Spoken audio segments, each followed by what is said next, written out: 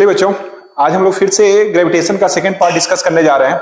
और ग्रेविटेशन के second part में यहाँ पे देखिए क्वेश्चन नंबर 25 है। The ratio of the radii of the planet P1 and P2 कितना दिया है? K दिया है। कितना दिया है? K। The ratio of acceleration, यानी कि रेशियो हमारा रेडियाई का कितना दिया है? R1/R2 K दिया है। ठीक है। और gravitation acceleration due to gravity, इसकी वैल्यू जो दी हुई है वो दी हुई है हमें कितना? R दिया हुआ है। तो हमसे पूछा है द रेशियो ऑफ इसके वेलोसिटी। हमसे क्या पूछा है?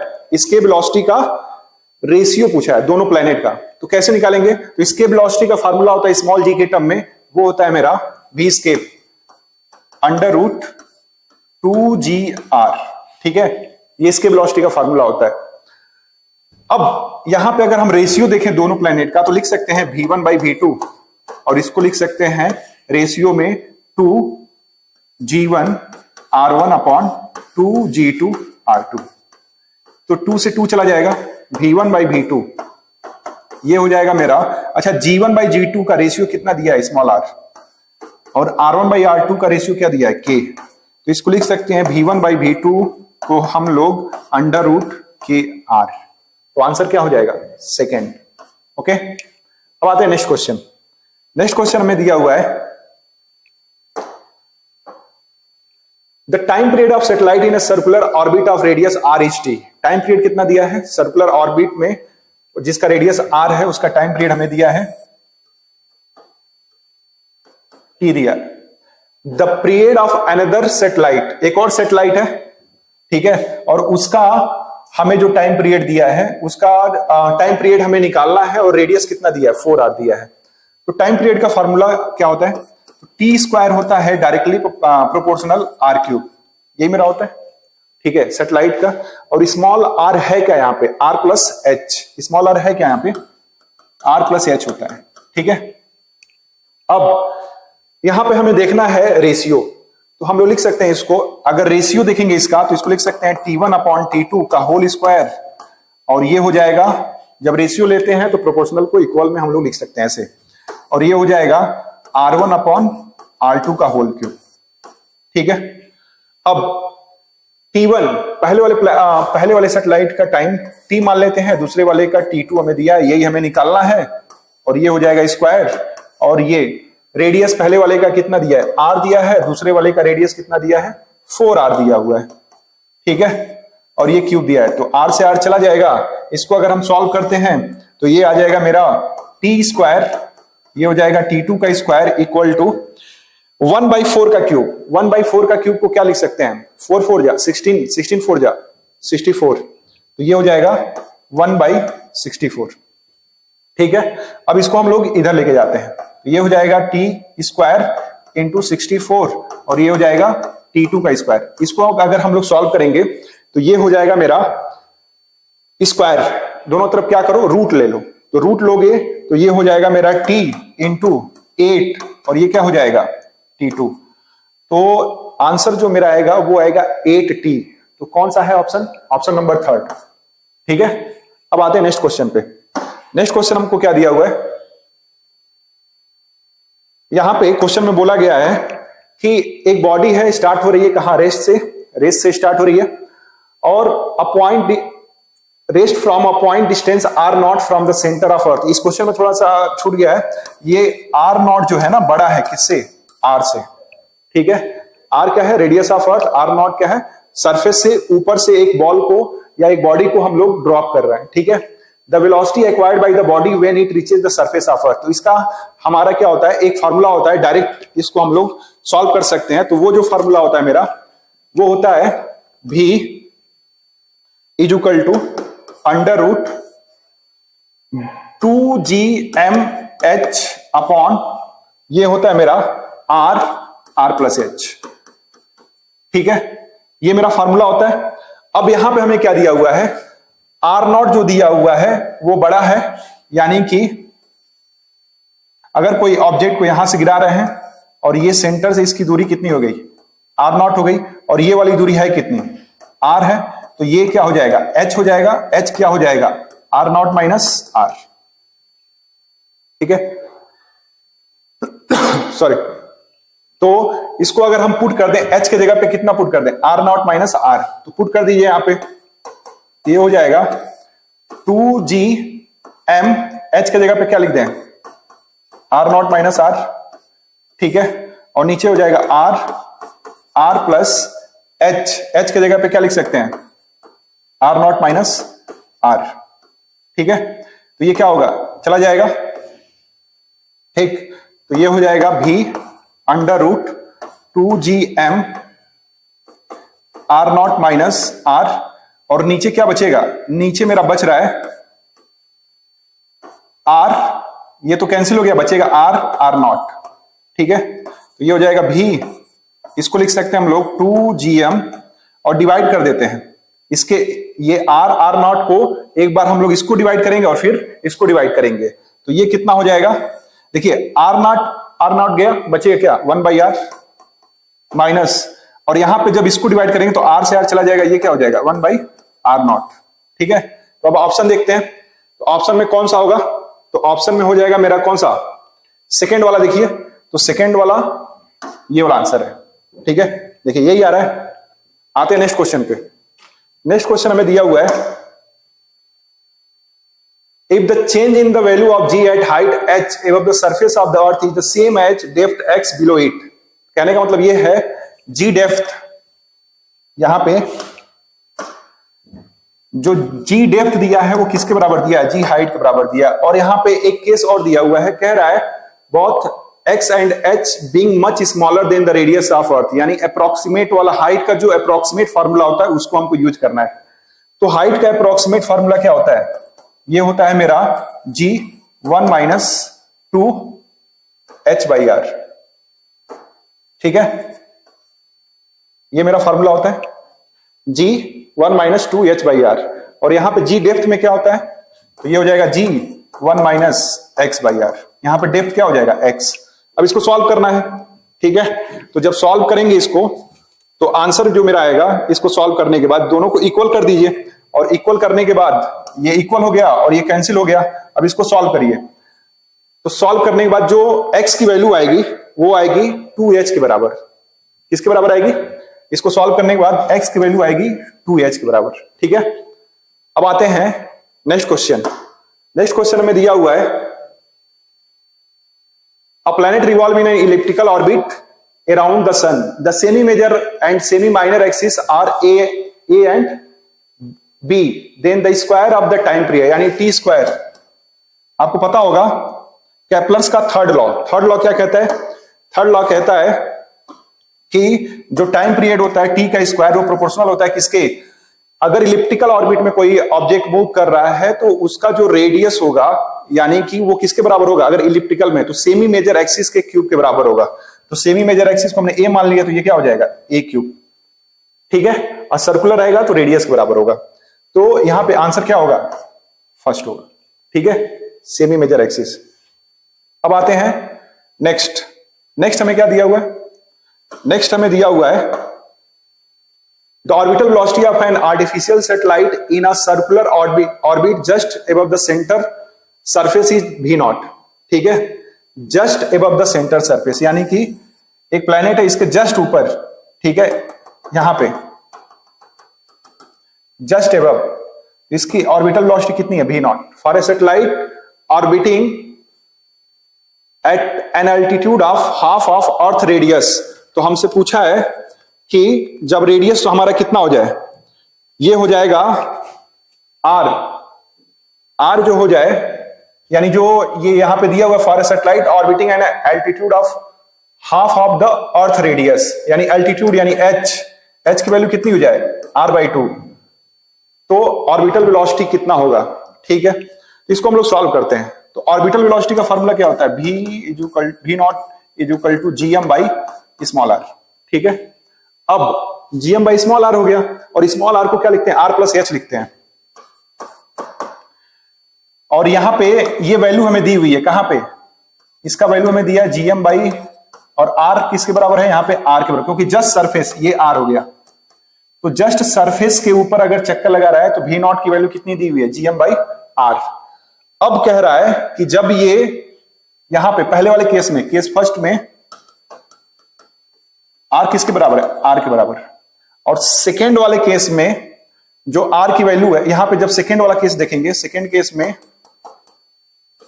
V not under root G M, और ये फॉर्मूला हो जाएगा आर प्लस एच।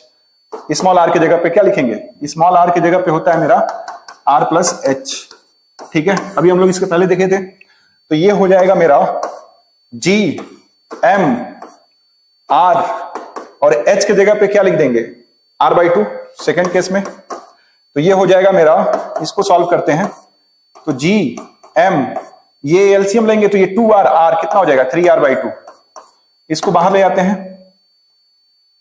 तो ये हो जाएगा मेरा 2/3, ठीक है 2/3, और ये हो जाएगा gm बाई आर, ठीक है 2/3 gm by are.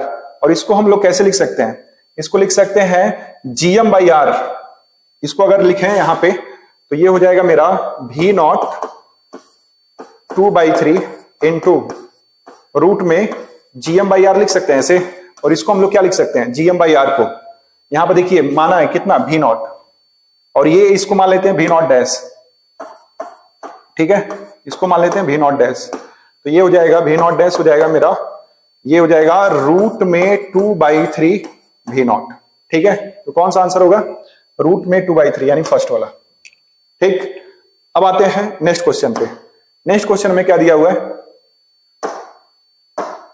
Next question में दिया हुआ है the distance of Neptune and Saturn from the sun is nearly 10 to the power 13 and 10 to the power 12 meter respectively, assuming that they move in a circular orbit, their periodic time will be in the ratio। देखिए जब circular orbit में move करते हैं तो जो time period होता है वो रेडियस के क्यूब के प्रोपोर्शनल होता है, ठीक। अब इसी का हमें रेशियो लेना है, तो कौन कौन सा है, टी नेपच्यून है और टी सैटर्न है। अब रेशियो लेंगे तो ये आर एन हो जाएगा और आर एस हो जाएगा, और ये हो जाएगा स्क्वायर, और ये हो जाएगा मेरा क्यूब, ठीक है। तो यहां पे ये मेरा डिस्टेंस कितना कितना दिया है, नेपच्यून क्या दिया है 10 to the power 13, और ये कितना दिया है 10 to the power 12, ये कितना हो जाएगा 3, ठीक है। इसको सॉल्व करते हैं, तो इसको अगर सॉल्व करेंगे तो यहां पे कितना बचेगा, 13 माइनस 12 कितना होगा 1, तो ये हो जाएगा मेरा 10 की पावर 1, या सिर्फ 10 लिखें, और ये हो जाएगा मेरा कितना 3, इसको लिखेंगे कितना 1000, ठीक है। अब इसको अगर सॉल्व करते हैं तो ये हो जाएगा Tn by Ts is equal to, ये स्क्वायर था तो स्क्वायर है, तो यहां पे 1000 है। अब दोनों तरफ क्या ले लेते हैं, रूट ले लेते हैं, तो जब रूट लेंगे, ये स्क्वायर था, अगर यहां पे रूट लेते हैं और यहां पे भी दोनों तरफ रूट ले लेते हैं, तो ये कितना बनेगा Tn बाई Ts बनेगा, और इसको क्या लिख सकते हैं, इसको लिख सकते हैं 10 रूट 10, ठीक है, क्योंकि अगर इसको सॉल्व करेंगे तो इसको लिख सकते हैं ना 100 इंटू 10, ये कितना हो जाएगा 100 का बाहर लोगे तो कितना हो जाएगा 10, और बचेगा क्या रूट 10, तो आंसर क्या हो जाएगा 10 रूट 10, तो ये मेरा आंसर हो जाएगा, ठीक है। आते नेक्स्ट क्वेश्चन पे। नेक्स्ट क्वेश्चन मेरा क्या दिया हुआ है, नेक्स्ट क्वेश्चन में बोल रहा है कि a planet is revolving around the sun in an elliptical orbit, it closest distance from the sun is R minimum. देखिए अगर ये मेरा इलिप्स है, यहां पे सन है, ये वाला डिस्टेंस इसको बोलते हैं आर मैक्सिमम, और ये वाला डिस्टेंस इसको बोलते हैं हम लोग आर मिनिमम, इसको हम लोग बोलते हैं एपीहिलियन, और इसको बोलते हैं पेरिहिलियन, ठीक है। ये सन है, अब यहां पे एपीहिलियन यानी कि इसका जो आर मैक्सिमम है इसको हम लोग एपीहिलियन बोलते हैं, तो इसको आर ए मान लेते हैं, और आर मिनिमम पेरिहिलियन इसको बोलते हैं, जो प्लेनेट अगर सन के पास में आ जाए तो उसको बोलते हैं पेरिहिलियन, तो इसको मान लेते हैं आरपी, ठीक है। अब इनका जो रेशियो होता है, अगर हम देखें तो जो रेशियो होगा इसका VA और VP का, यहां पे वेलोसिटी मान लेते हैं VA है, ये प्लैनेट मूव कर रहा है, और यहां पे वेलोसिटी क्या हो गया VP मान लेते हैं, पेरिहिलियन, और ये क्या हो गया एपीहिलियन, ठीक है। तो इनका रेशियो तो VA बाई VP, ठीक है। इसको हम लोग लिख सकते हैं क्या, इनका जो रेशियो, ये अगर इसको सॉल्व करेंगे तो इनका जो रेशियो आता है ये आता है RP बाई RA, ठीक है। अब हमें देखना है देयर ऑर्बिटल एंगुलर वेलोसिटी, यानी हमें ओमेगा का orbital angular velocity at the point when it is at farthest, यानी हमें क्या निकालना है, फर्देस्ट यानी यहां का, तो हमें क्या निकालना है, omega A upon omega P लिख सकते हैं। और ओमेगा भी इक्वल टू क्या होता है, ओमेगा आर, ठीक है, भी इक्वल टू क्या होता है, ओमेगा आर, तो ओमेगा को क्या लिख सकते हैं, वी बाई आर, ठीक। तो अगर इसको हम लोग लिखना चाहें तो इसको लिख सकते हैं क्या, V A by R, R मतलब आर ए इंटू, इसको लिख सकते हैं भी, और कौन सा, पेरीहिलियन का, तो पेरीहिलियन को लिख सकते हैं भी, ये नीचे हो जाएगा भी पेरीहिलियन, और ये क्या हो जाएगा आरपी। इसको अगर लिखना चाहें तो वी ए बाई वीपी लिख सकते हैं इंटू आरपी बाई आर ए लिख सकते हैं, ठीक है।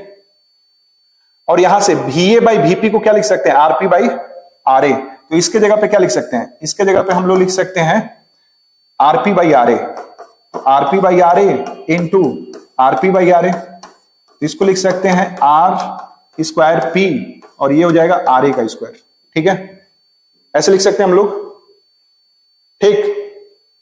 अब यहां पे हमको बोला है ओमेगा ए हमें निकालना है, तो ओमेगा ए निकालेंगे तो लिख सकते हैं omega A is equal to R P का स्क्वायर, और ये हो जाएगा आर ए का स्क्वायर इंटू ओमेगा पी, ठीक। आरपी, आरपी हमारा क्या है, आरपी आर मिनिमम है, आर मिनिमम का स्क्वायर अपॉन आर ए क्या है, आर ए मेरा आर मैक्सिमम है,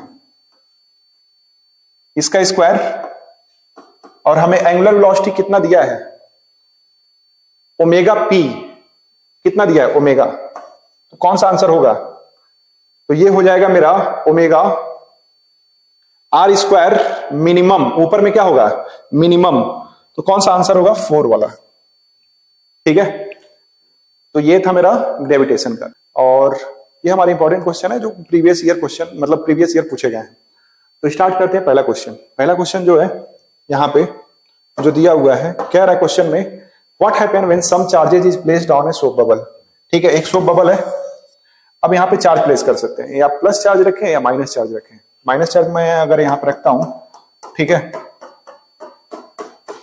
माइनस चार्ज दिए सोप बबल पे, तो ये क्या होगा, माइनस, इधर भी माइनस है और इधर भी माइनस है, इधर भी माइनस है इधर भी, तो क्या होगा, माइनस माइनस में क्या होता है, रिपल्सन, तो इसका जो साइज होगा वो क्या होगा, रिपल्सन की वजह से बढ़ेगा, तो यानी इसका रेडियस क्या होगा, बढ़ेगा, तो आंसर क्या हो जाएगा, second, its radius increases. Okay, आते हैं नेक्स्ट क्वेश्चन पे। नेक्स्ट क्वेश्चन दिया है इलेक्ट्रिक फील्ड कैन डिफ्लेक्ट। अच्छा, इलेक्ट्रिक फील्ड उसी को डिफ्लेक्ट करेगा जिसके पे चार्ज होता है, ठीक है। यहां पे न्यूट्रॉन पास no charge, gamma rays no charge, x rays no charge, alpha के पास चार्ज होता है, ठीक है। तो ये किसको डिफ्लेक्ट करेगा, अल्फा पार्टिकल को डिफ्लेक्ट करेगा इलेक्ट्रिक फील्ड, ठीक है। तो आंसर क्या हो जाएगा 4, ठीक। अब आते हैं नेक्स्ट क्वेश्चन। नेक्स्ट क्वेश्चन हमें दिया हुआ है if an electron has initial velocity in a direction different from that of electric field. मान लेते हैं ये इलेक्ट्रिक फील्ड है, ठीक, और एक इलेक्ट्रॉन है, ये इलेक्ट्रॉन है, ठीक।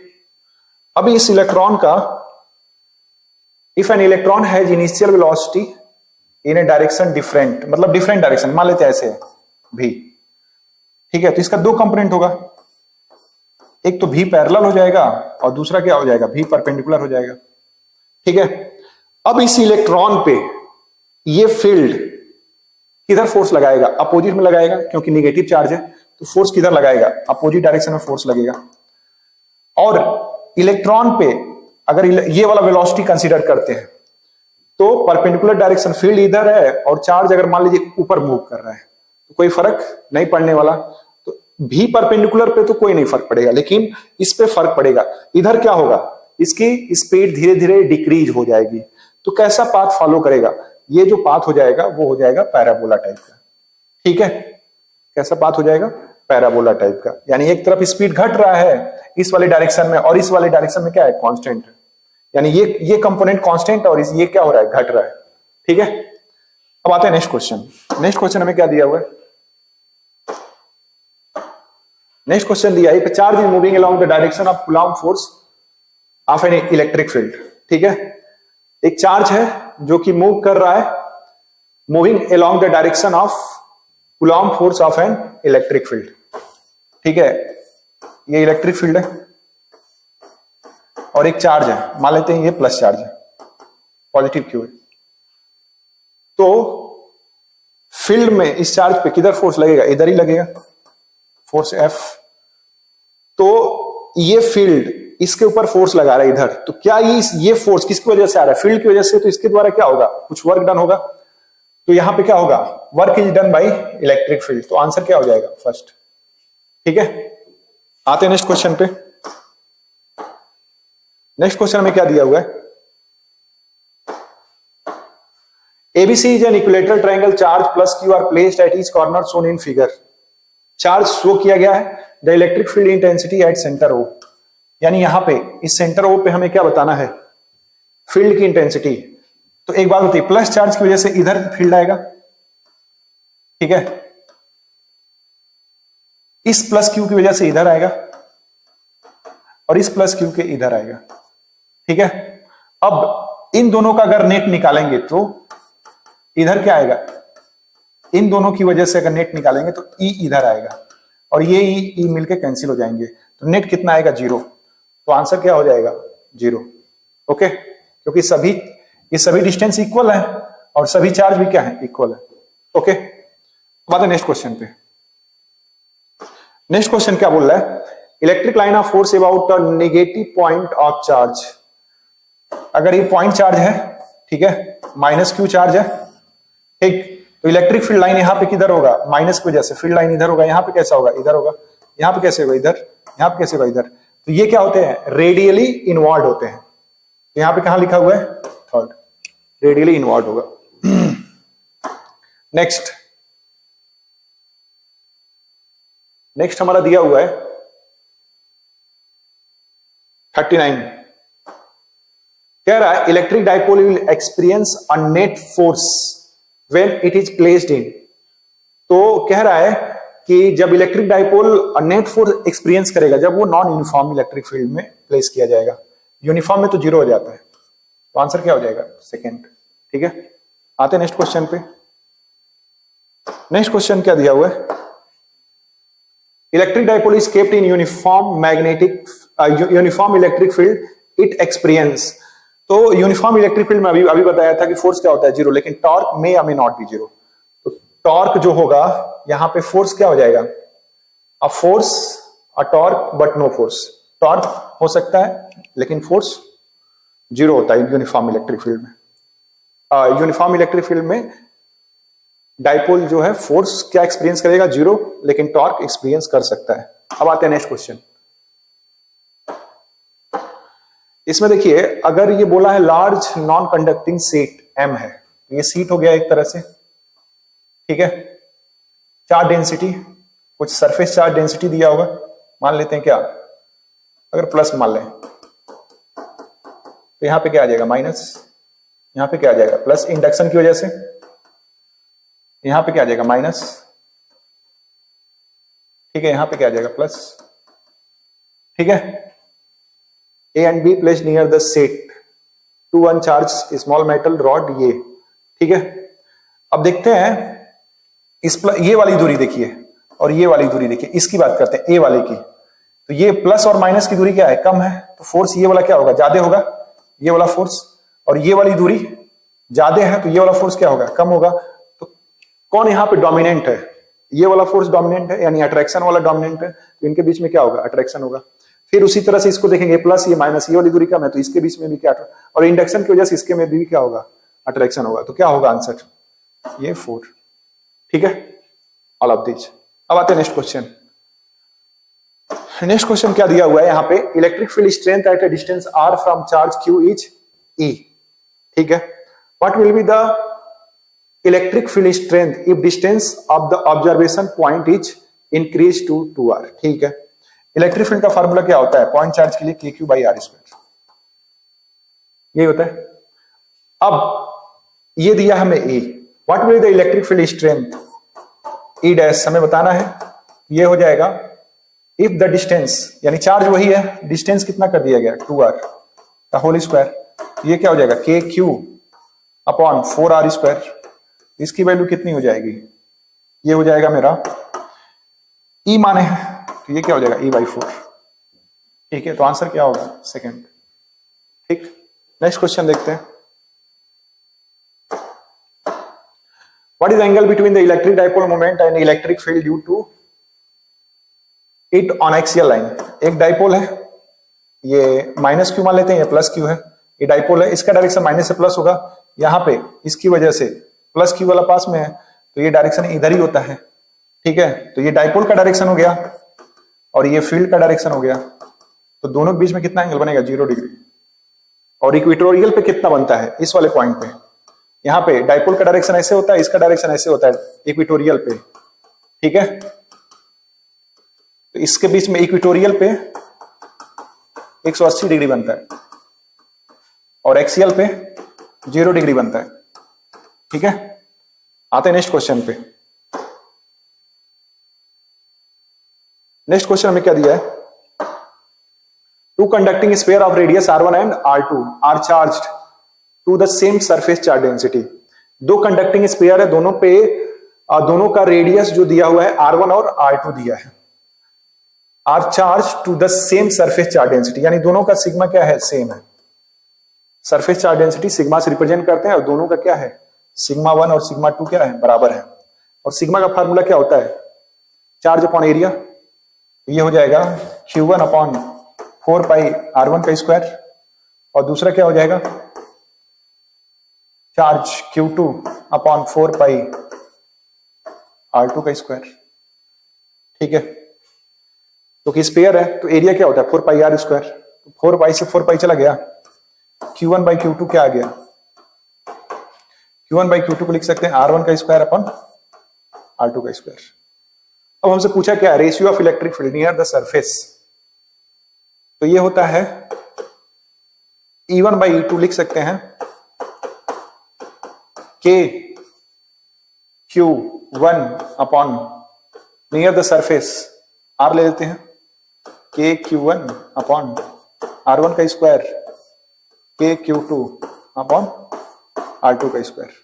ठीक है, K से K चला जाएगा, ये हो जाएगा मेरा E1 by E2 is equal to Q1, और ये हो जाएगा मेरा यहां पे R1 का स्क्वायर इंटू ये हो जाएगा मेरा R2 का स्क्वायर अपॉन Q2।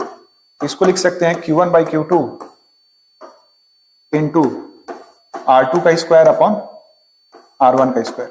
ठीक है, अब इसको Q1 बाई Q2 हो गया, और R2 बाई R1 को क्या लिख सकते हैं, R2 स्क्वायर और R1 को ऐसे, तो उल्टा कर देते हैं, R2 की जगह पे क्या है Q2, तो यानी इसको लिख सकते हैं Q1 बाई Q2 इंटू ये हो जाएगा Q2 बाई Q1, तो क्या हो जाएगा कट जाएगा, तो आंसर क्या आ जाएगा 1:1, तो आंसर क्या हो जाएगा 4। ओके, आते हैं नेक्स्ट क्वेश्चन पे।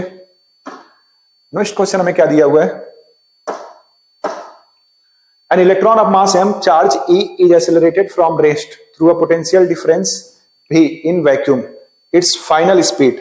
ठीक है, तो आप लोग एक फार्मूला पढ़ेंगे W इक्वल टू डेल्टा के ई, चेंज इन काइनेटिक एनर्जी के बराबर होता है, तो ये काइनेटिक एनर्जी हो गया, ये क्या हो गया वर्क डन हो गया, तो इट्स फाइनल स्पीड पूछा है। अच्छा, वर्क डन, तो ठीक है, तो वर्क डन क्या हो जाएगा, तो वर्क डन को अगर देखें तो आप लोग पढ़े होंगे पोटेंशियल चार्ज और वर्क में क्या रिलेशन होता है, तो V equal to W by Q होता है।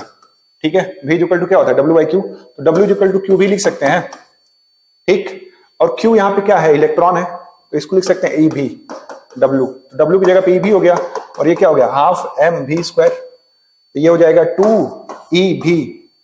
ठीक है, V क्या है यहाँ पे वेलोसिटी नहीं है क्या, पोटेंशियल, ये कैपिटल V मान लेना और ये स्मॉल v, तो 2E V M, ये क्या हो गया V का स्क्वायर, तो इसको रूट में लिख सकते हैं 2E V अपॉन M, ये क्या हो गया स्पीड, तो कौन सा आंसर होगा 2E V by M, first वाला। ठीक है, अब आते हैं नेक्स्ट क्वेश्चन। नेक्स्ट क्वेश्चन क्या होगा, क्या पूछा है इसको 46, तो 46 में हमें दिया है एक फाइनाइट लैडर है जो कि कंस्ट्रक्टेड है, ठीक है, और यहां पे by connecting a several section of 2 microfarad and 4 microfarad capacitor, ठीक है, combination as shown in figure, it is terminated by capacitor of C, मतलब यहां पे एंड में C दिया हुआ है। What value should be chosen for C, इसका वैल्यू कितना चूज करें C का, such that the equivalent capacitance of the ladder between the point A and B become independent. अच्छा, कह रहा है C की वैल्यू कितना चूज करें कि ये जो सेक्शन बना हुआ है ना, ये जो सेक्शन बन रहा है वो उसके इंडिपेंडेंट हो जाए। तो कैसे इसको सॉल्व करेंगे, थोड़ा सर्किट इसको बनाते हैं, ठीक है।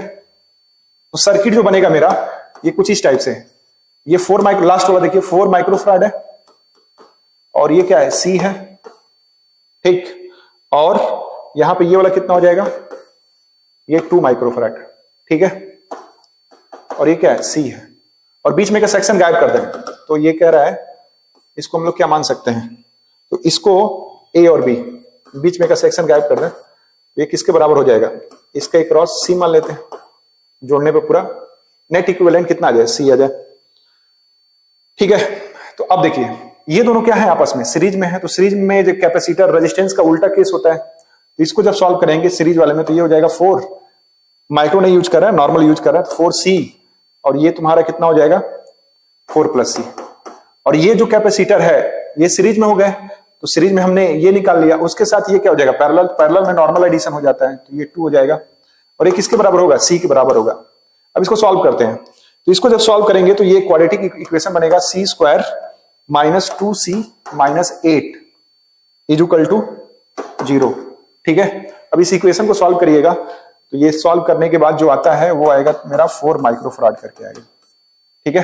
तो आंसर क्या हो जाएगा 4। नेक्स्ट क्वेश्चन हम लोग देखते हैं। नेक्स्ट क्वेश्चन में यहां पे इस वाले क्वेश्चन में थोड़ा सा देखिएगा, ये 20 वोल्ट है, ठीक है, 20 माइक्रोफराड नहीं है, क्या है 20 वोल्ट है, ठीक। तो अब इसका इक्विवेलेंट कैपेसिटेंस निकाल लेते हैं, तो ये हो जाएगा 1/C इक्विवेलेंट, और तीनों क्या है सीरीज में है तो उल्टा होता है रेजिस्टेंस के, तो ये क्या हो जाएगा 1/C1 1/C2 + 1/C3। इसको सॉल्व करेंगे तो ये हो जाएगा 6, ठीक है, ये कितना हो जाएगा 1/6, और ये कितना हो जाएगा 1/3, तो ये क्या हो गया 1/C इक्विवेलेंट। इसको अगर सॉल्व करते हैं तो ये हो जाएगा 4, इसका एलसीएम ले लो 6 हो जाएगा, ऊपर कितना हो जाएगा 1 + 1, ये हो जाएगा 2, तो ये हो जाएगा 4/6, ये क्या हो गया 1/C इक्विवेलेंट। तो C इक्विवेलेंट कितना आ गया 6/4, ठीक है।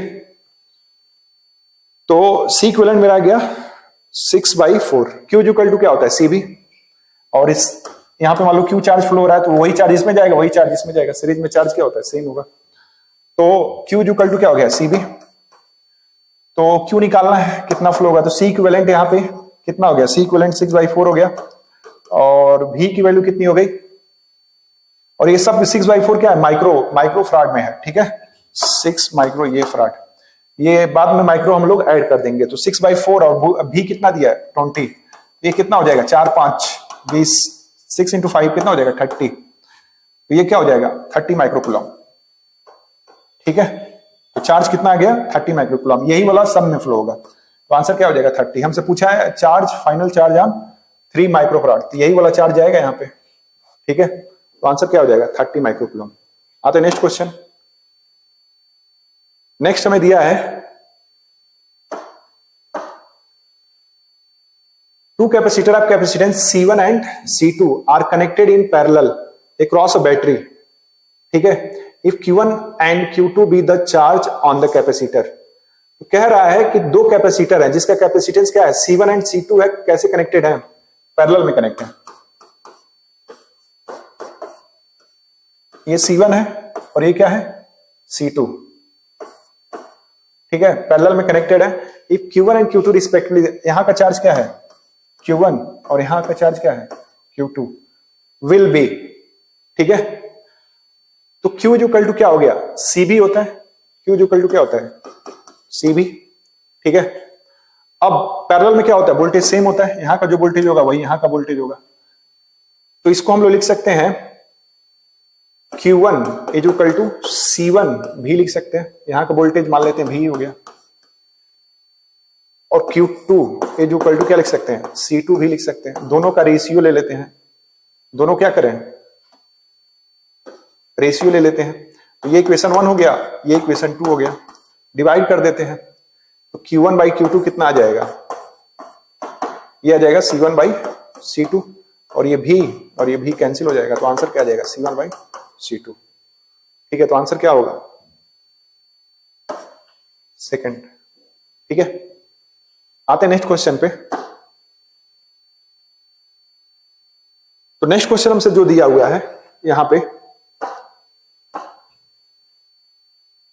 सभी का कितना दिया है, सभी का 6 माइक्रोफारड दिया, ये भी 6 है, ये भी 6 है, और ये C5 वाला बस खाली क्या है, 20 है, और ये भी कितना है, 6 है। ठीक है, कैसे इसको सॉल्व करेंगे, तो ये देखते हैं व्हीटस्टोन ब्रिज बनता है कि नहीं बनता है। तो सबसे पहले जो टर्मिनल होता है ना, एक्स और वाई, उसको हम लोग क्या करते हैं, बना लेते हैं ऐसे किनारे। तो ये एक्स हो गया, ये क्या हो गया, वाई हो गया, और बीच में जो पॉइंट दिया है सी और बी, इसको ऊपर नीचे लिख लेते हैं। तो ये हो गया सी और ये हो गया बी। अब देखिए ये रहा एक्स और ए, जो पोटेंशियल इसका है वही पोटेंशियल इसका है। तो ए और ये पॉइंट सी है, तो एक्स को ए भी लिख सकते हैं और इसको भी क्या लिख सकते हैं, वाई को क्या लिख सकते हैं, डी। ठीक है, क्योंकि दोनों का पोटेंशियल, यहां का पोटेंशियल यहां पोटेंशियल सेम है। तो ए का पोटेंशियल यहां पे ए है, ए और सी के बीच में एक कैपेसिटर है, ए यहां पे है और सी के बीच में एक कैपेसिटर है, और कितना है, 6 है।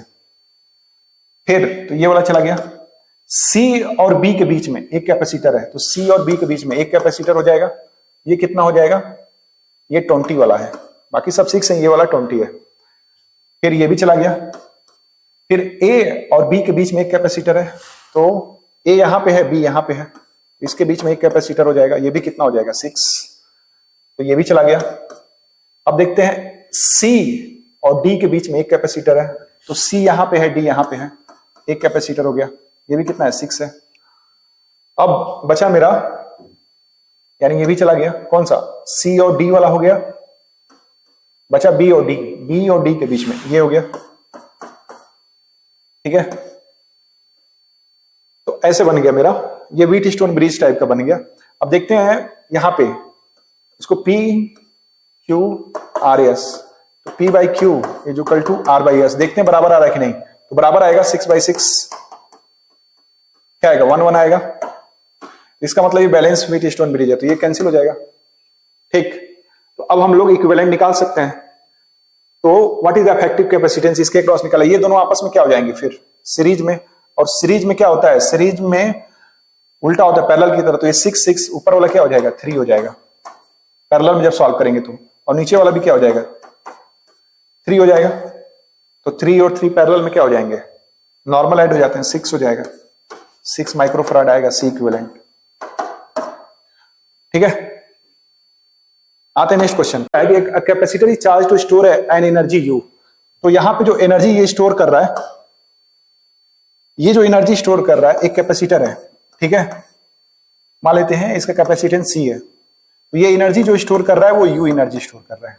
ठीक है, और इसको हमने किससे कनेक्ट कर दिया, एक बैटरी से, जिसका वोल्टेज कितना है, V।